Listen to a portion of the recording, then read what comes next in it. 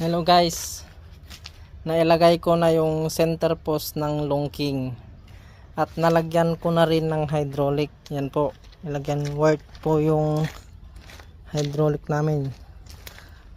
Worth baka naman. Yan, 68. Ayan po. Ngayon,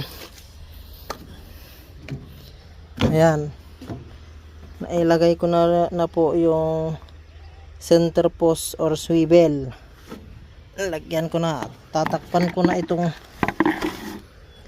hydraulic nya.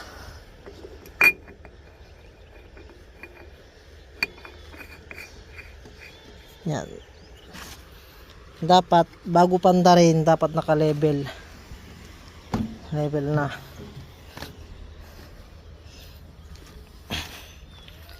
Yan siya. Ito yung level niya sa hydraulic. Dapat ito pag pinandar, pag bumaba yung hydraulic, patay ulit din magdadagdag hanggang sa tuloy-tuloy na andar at di na bababa. Doon na ang level. Yan. Longking. Yan, papandarin ko na po at itetesting. Kasi yung center post, yun yung pinaka-controller ng travel niya. Ngayon papandarin natin kung may pinagbago sa travel.